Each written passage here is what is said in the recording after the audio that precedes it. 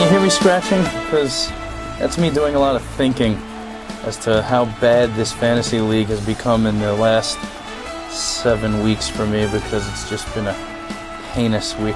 Hi.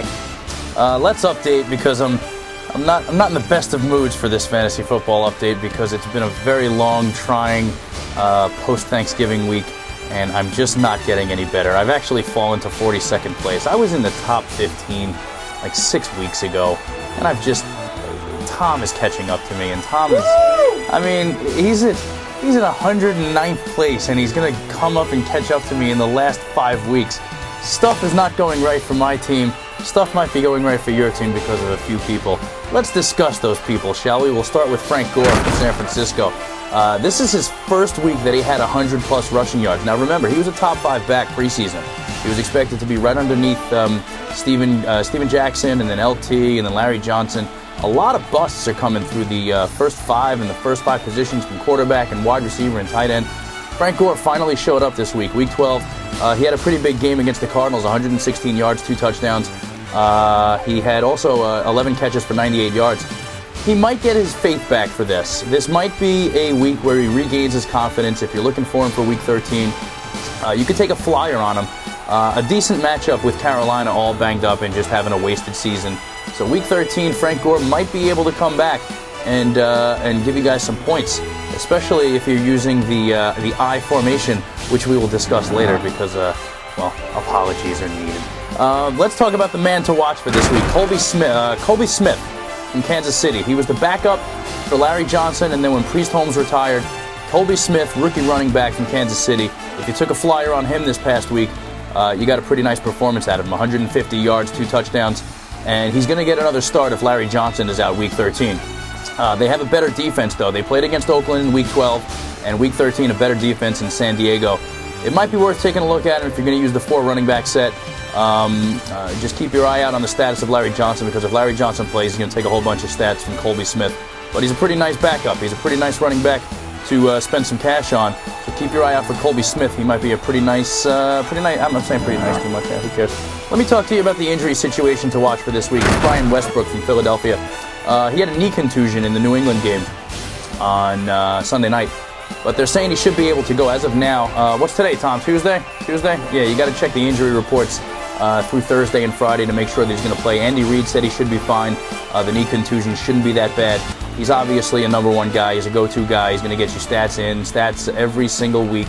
A very consistent player with Brian Westbrook. I'm pretty sure you knew that by now, but you have to watch out for that injury report. Make sure Brian Westbrook is able to play before you make a buy on him this week. If not, I wouldn't even go with any. Maybe Correll Buckhalter if he's going to be the backup there, because he is the 2nd-string running back for Philadelphia. But go with that. You know, I'm just in such a bad mood this week. It's just not going right. The Giants got hammered. The Jets got hammered too. You know, Tom and I are just very dismal people right now. We're just not it's just not the best of moods. I'm trying to be ha-ha funny, and nothing's coming to my brain. Tom, do you have anything? No. Nothing. See, even he's upset. He's upset because the Jets kicked a field goal this week. You know, that was all they did. There it is. Hooray. Nugent, field goal. Yay. And that was all the scoring. They couldn't even do the Giants a favor. Giants couldn't even do themselves a favor this week by winning. I thought maybe the Jets would have had a shot and beaten Dallas, but screw it. Who cares? Let's talk about our winner this week, our weekly winner. Miami will go 20... let me start that one again. Miami will go 12-4 in 07 is the team name. I feel a little better. You feel a little bit better now? Tom feels... You know what? I actually do feel a little bit better now. Miami, of course, not 12-4 this season. In fact, 0-12. Losing 3-0 on Monday night to Pittsburgh in an amazing water polo game that they played in Pittsburgh there. But the team, Miami, will go 12-4 in 07. A $50 gift certificate to Lori and Me Sports Memorabilia for being the top scorer this week. Our overall leader is Gutshot Drew. Gutshot Drew, this is the 3rd out of the past 4 weeks that he's been the leader. And we thought that there might have been a scandal involved. We thought that there might have been some cheating involved. We went into the back there. I went with Tom and General Manager Wes over there, and we figured out, how is it possible that he got 4 running backs and 2 tight ends into his lineup with no wide receivers? Well, it's another one of those things where if you don't explore the site enough, you can probably accuse someone of cheating, but it is not cheating because there's the balanced formation, the I formation, the shotgun formation where you can pick different positions and more of one than the other. Gutshot Drew, I will go ahead and tell you that you're a genius. You want your genius praise? There's your genius praise. You are the overall leader for the third of the last 4 weeks. Congratulations. I'm sorry I thought you were cheating. Tom, he wasn't cheating. He was not cheating. It's all within the legitimate rules of the league. Who cares? I don't like you either. Let's get into it. Thank you to Sawmill for powering the Matt Night Fantasy Football Extravaganza. We got 5 more weeks left, and you can still get in on this by going to the fantasy football page at grockradio.com.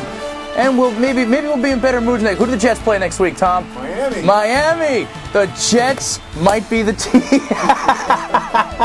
You know what? I'm just going to leave it alone. We'll talk to you guys after week 13.